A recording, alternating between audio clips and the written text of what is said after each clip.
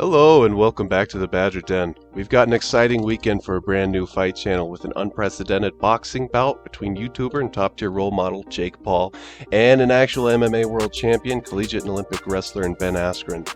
We can watch this bout on Triller Fight Club in the US, or if you're in the UK on Fight TV. It's going to begin around 9 p.m. Eastern Time, which may interfere with our UFC card depending upon how late it runs. So I'll probably be switching back and forth all night long, seeing what's going on. But depending how it turns out, it just might be worth the wait.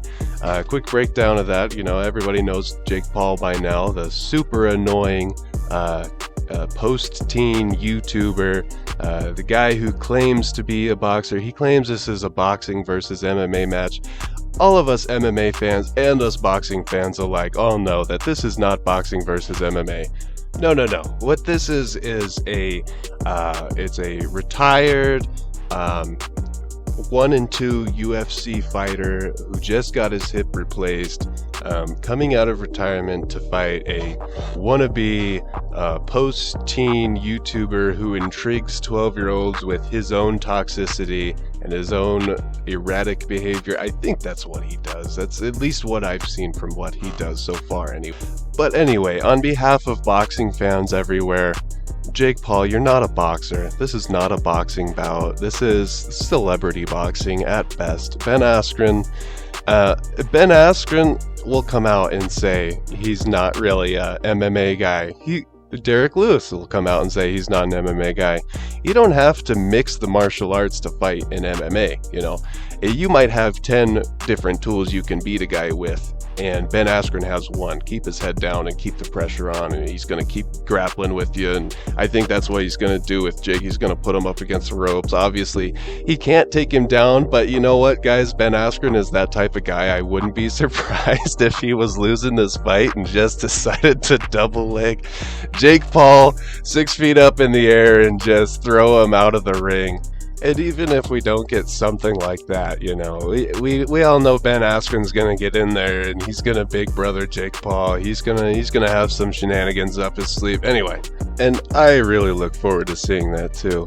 Jake Paul, he thinks he's a boxer. He's not a boxer. He's dropped more boxers in Logan's bedroom than he has in the ring, people. Moving on. There's going to be 6 fights leading up to the Paul Askren bout. Immediately preceding them is Regis Prograis versus Ivan Redkach. I do believe I'm pronouncing that right. If not, I apologize to Ivan for being born with that last name. Just to get the true boxing fans a decent bout, that should be a good one, something to watch while they sit through the entire event with their casual friends. Now, for the longtime UFC and MMA fans, the fight preceding this features Frank Mir versus Steve Cunningham. I've never heard of Steve Cunningham until this event, but I did a little bit of research, found that this very well could also be a pretty legit boxing match. We all know Frank Mir has not been, his boxing is not A+ or A1, anything like that, but he's gone on record saying he's pretty happy he ended up with Steve because he's not a tomato can, I believe is what he said. And you would imagine that they'd give Frank Mir a tomato can, so we'll see how Frank Mir holds up in the ring. It brings to mind how interesting it would be if he were to hold up and he could get his call out Brock Lesnar for that trilogy in the boxing ring. I know we'd all tune in for that one. As for my own official predictions for that event, I got Frank Mir losing by TKO in round 7. Prograis win by KO in round 3, kind of a ballsy prediction, and Ben Askren, I feel like this is the safest bet of all of them. Ben Askren winning via split decision on the back of some questionable judging. Maybe not, maybe it's pretty fair judging, but I see Jake Paul taking maybe 2 or 3 of the earlier rounds at the very least, showing us a bit of that boxing prowess before Ben kind of gets it in his brain like, I need to get this kid up against the ropes. I can't exchange in the open ring. He's going to just have to come into this thing like a bull. Keep that stance wide, keep moving side to side, make sure you keep him in the corner, make sure you use your hands just to move him where you want. I see Jake Paul getting extremely frustrated in that bout, maybe even taunted like, why you holding me, why you hugging me, why you doing this, why you doing that. Be prepared for some pretty cringe-inducing tweets after Ben Askren scores out this bout against Jake Paul. And if I'm wrong, I'm wrong, but that's the way I see it playing out. Jake Paul is going to have a bevy of excuses. If Ben Askren loses, I mean, we all saw how he handled that Jorge Masvidal loss. He had got the worst concussion on screen of any man I've ever seen in my entire life, and he was up the next morning with a smile on his face, not even a circle under his eye, smiling, talking about, yeah, it sucked, but, you know, life goes on. That's what I really respect about Ben Askren, and I think that side of him has really started to come out with all the press conferences, and, you know, Jake Paul kind of exposing himself. Ben Askren just giving a perfect opportunity to show that he's just a regular down-to-earth guy who likes to wrestle. Moving on to UFC Fight Night, Whittaker versus Gastelum.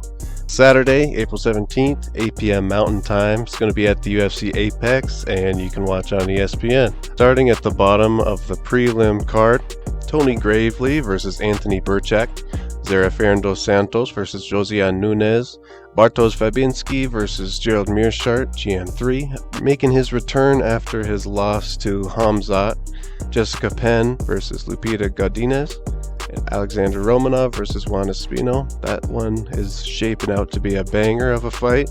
Tracy Cortez versus Justine Kish. And on the main card, we've got Ricardo Ramos versus Bilal Gio, Luis Pena versus Alex Munoz, Abdul Razak Al-Hassan versus Jacob Malkoun, Andrei Arlovsky versus Chase Sherman, Jeremy Stevens versus Drakkar Klose, and Robert Whittaker versus Kelvin Gastelum. I am extremely excited about the main event of this UFC card, and I am not missing it. I am not missing it for Jake Paul versus Ben Askren. No, sir. I am not going to miss this fight Saturday night. Kelvin Gastelum coming off a scrappy decision win over Ian Heinisch after a pretty surprising first-round submission win by Jack Hermanson. He's still a scrappy guy. He's got a couple losses before that, but he's really coming into his own. He's a young guy, just starting to hit his prime. He gave Izzy his most competitive fight that he's ever had in his career. He believes that if he wins this fight, he gets that Izzy rematch, so who knows, he might have a bit of extra motivation coming into this one. Robert Whittaker, of course, he's a full-size middleweight. He's got the 4-inch height advantage, a 2-inch reach advantage. He's coming off 2 wins over Darren Till and Jared Cannonier, both by decisions last year. I believe Robert Whittaker wins this fight. I simply believe he's the most underrated fighter in the UFC right now. He should be considered alongside Stipe, probably Dustin Poirier, and Max Holloway as the second best fighter in the UFC without a belt, other than John, obviously. But that doesn't set aside the fact he lost to Izzy in 2019. But had he not, man, his resume would be crazy. What, a 13-win streak, I believe? Maybe I'm doing my math wrong, maybe 12. He beat Yoel Romero twice. He KO'd Jacare. He knocked out Derek Brunson in the first round. But Kelvin, he's never been knocked out in 24 fights. He's got a solid chin, perhaps the most solid chin in the middleweight division. It's a shame we never got to see him versus Yoel.